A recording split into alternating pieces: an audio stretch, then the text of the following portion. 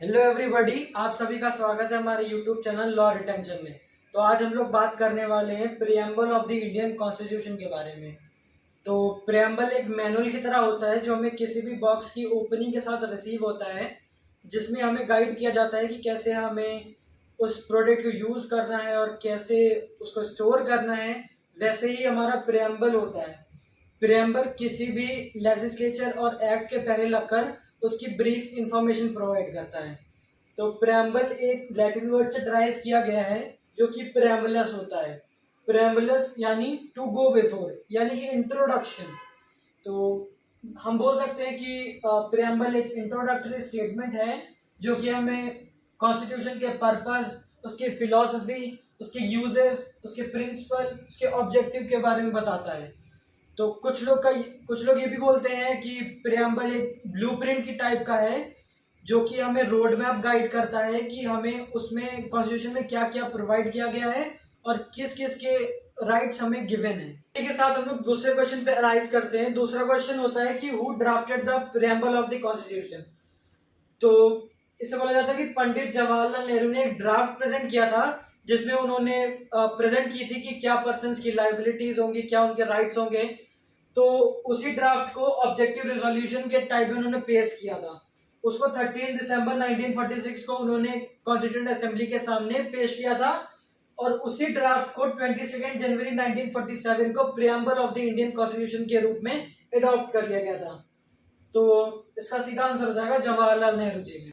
We the people of India, ये जो line है ये इंडियन कॉन्स्टिट्यूशन के सोर्स को डेवलप करती है, उसके पावर को एस्टेब्लिश करती है। इंडियन कॉन्स्टिट्यूशन में जो इंडिया के लोग हैं वही उनके सोर्स होते हैं और इंडियन कॉन्स्टिट्यूशन किसी आउटर और एक्सटर्नल पावर ने आके नहीं बनाया, ये हमारे इंडिया के लोग ने ही बनाया है।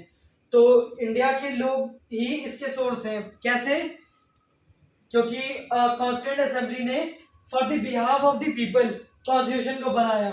तो अभी हम लोग प्रेम्बल के कुछ वर्ड्स और अमेंडमेंट के बारे में जानेंगे। 42nd अमेंडमेंट जो कि प्रेम्बल में सोशलिस्ट, सेक्युलर और इंटेग्रिटी वर्ड को इंक्लूड कराता है। प्रेम्बल मेनली 29 नवंबर 1949 को अडॉप्ट कर लिया गया था। हालांकि इनैक्ट नहीं हुआ था इस दिन, बट अडॉप्ट हो गया था। तो कुछ वर्ड्स हैं जैसे कि sovereign, democratic, secular, socialist, Republic. ये सारे वर्ड्स प्रेम्बल के नेचर को एस्टेब्लिश करते हैं। Words like justice, liberty, equality और फ्रेटर्निटी, ये सारे वर्ड्स प्रियम्बल के ऑब्जेक्टिव को डिस्क्राइब करते हैं। इंडियन कॉन्स्टिट्यूशन का प्रियम्बल जो गाइड और इंट्रोडक्टरी स्टेटमेंट के साथ साथ उसके सोर्सेस, नेचर और ऑब्जेक्टिव को भी एस्टेब्लिश करता है। तो आगे हम लोग कुछ वर्ड्स को डिफाइन करेंगे और उसके मतलब को जानेंगे। तो हमारा पहला वर्ड है सॉवरेन। सॉवरेन का मतलब होता है supreme power of the country. तो ये डिफाइन करता है कि इंडिया एक इंडिपेंडेंट कंट्री है और इस पे कोई और अनदर कंट्री के, एक्सटर्नल कंट्री के लॉज एंड रेगुलेशन इस पे इम्प्लाई नहीं करते हैं। वो अपने जो भी लीगल अफेयर या जो भी अफेयर्स होगा वो खुद डील करेगा, ना कि कोई एक्सटर्नल इंटरफेरेंस उसमें होगा। तो जब ये सब होता है तो हम लोग बोलते हैं India is a sovereign country. हम देखेंगे सेकेंड वर्ड को जो कि सोशलिस्ट है। सोशलिस्ट पहले प्रियम्बल में नहीं था, उसे 42nd अमेंडमेंट से प्रियम्बल में इंसर्ट किया गया है। सोशलिस्ट का मेनली मतलब जो लोगों को समझते हैं वो समझते हैं कि ये कम्युनिस्ट थियरी से रिलेट करता है, जिसमें स्टेट का इंटरफियर होगा पार्शली और wholly relating to the economy of the state. तो यहाँ पे उसका वो मतलब नहीं है। यहाँ पे ये महात्मा गांधी और नेहरू की फिलॉसफी से बना हुआ है। तो सोशलिस्ट का यहाँ पे मतलब है वेलफेयर स्टेट को डेवलप करना। तो यहाँ पे सोशलिस्ट का मेनली मतलब वेलफेयर स्टेट को डेवलप करना है, ना कि वो कम्युनिस्ट थियरी वाला। तो अब हम लोग समझेंगे कि गांधी और नेहरू ने जो वेलफेयर स्टेट की बात की थी वो आखिर में है क्या। तो वेलफेयर स्टेट मेनली बात करता है कि पॉवर्टी और इग्नोरेंस और इनइक्वालिटी ऑफ अपॉर्चुनिटीज, ये तीनों चीजें स्टेट में नहीं होनी चाहिए और वेलफेयर स्टेट लोगों के लिए काम करना चाहिए। तो अब हम लोग बात करने वाले हैं अपने थर्ड वर्ड सेक्युलर के बारे में। सेक्युलर 42nd अमेंडमेंट से प्रेम्बल में इंसर्ट किया गया था। पहले ये प्रेम्बल का पार्ट नहीं था। तो सेक्युलर का मतलब होता है स्टेट का खुद का कोई रिलीजन नहीं होगा, और सेक्युलर को बहुत सारे स्टेट या बहुत सारी कंट्रीज एंटी रिलीजन और अपोज टू रिलीजन भी डिस्क्राइब करते हैं। जैसे कि फ्रांस में तो रिलीजन को पब्लिकली प्रैक्टिस करना ही बैन है, और यूएसएसआर जहां अभी तक रिलीजन को प्राइवेटली प्रैक्टिस करना भी बैन था। तो हालांकि एज फार कोई रूल नहीं है इंडिया में, लेकिन हम लोग यहाँ पे पॉजिटिव सेक्युलरिज्म फॉलो करते हैं। India is a positive secularism country. तो यहाँ पे स्टेट का कोई भी रिलीजन नहीं होगा, मगर इंडिविजुअल और the people of the society has a right to practice, profess and propagate any of the religion they want. कोई भी रिलीजन वो लोग कर सकते हैं जो भी उनकी विल हो या जो भी वो चाहें। तो हम लोग अभी बात करने वाले हैं डेमोक्रेसी के बारे में। डेमोक्रेसी में यहाँ पे डेमो का मतलब है पीपल और क्रेसी का मतलब है रूल, मतलब कि रूल बाय द पीपल। तो यहाँ पे हेरिडिटरी पावर और कोई भी एंसेस्टर से तुम कोई भी इनहेरिट कुछ नहीं कर सकते। यहाँ पे ऐसा नहीं होगा कि राजा का बेटा राजा बने, मोनार्की फॉलो हो। डेमोक्रेसी जो कॉन्स्टिट्यूशन में डिस्क्राइब किया गया है उसका मतलब है कि जो गवर्नमेंट है वो लोगों की अथॉरिटी होगी, मतलब government will be form by the will of the people. तो अब हम लोग बात करेंगे रिपब्लिक वर्ड के ऊपर। तो जो रिपब्लिक वर्ड होता है वो हेरिडिटरी का अपोजिट होता है, और रिपब्लिक वर्ड के अकॉर्डेंस में जो रियल हेड जो हमारा प्राइम मिनिस्टर होता है और नॉमिनल हेड प्रेसिडेंट होता है, ये दोनों जो स्टेट के हेड होते हैं ये इलेक्ट किए जाते हैं, ना कि ये इनहेरिट करके हेरिडिटरी पावर से ये कोई हेड नहीं बनते हैं। तो नॉट बाय हेरिडिटरी और इलेक्टेड हेड होते हैं।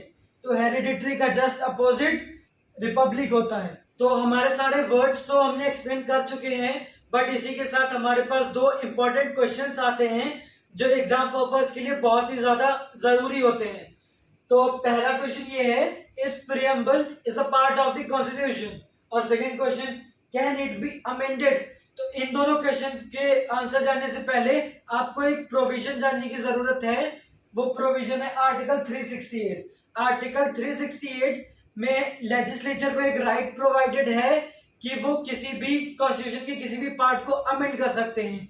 तो इसी के लिए पहले हमें जानना पड़ेगा कि प्रीएम्बल कॉन्स्टिट्यूशन का पार्ट है कि नहीं है।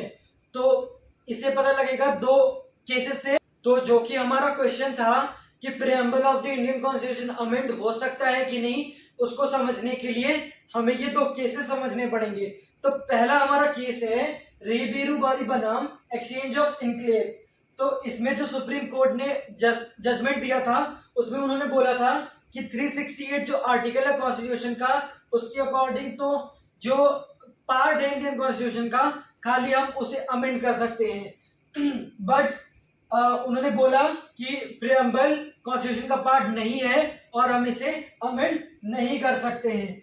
मगर यहाँ पे इन लोगों से एक छोटी सी मिस्टेक हो गई है, एक मिस पॉइंट हो गया था कि इन्होंने ये नहीं रियलाइज किया कि जैसे कि बाकी part of the Indian constitution enact और अडॉप्ट किए गए जिस प्रोसेस से, उसी प्रोसेस से तो प्रीएम्बल भी करा गया है। तो इसके लिए सेकंड केस हमारा देखते हैं। जो पॉइंट यहाँ पे मिस हुआ था वो यहाँ पे खुल के सामने आया। तो ये केस है Keshavananda Bharati versus state of Kerala.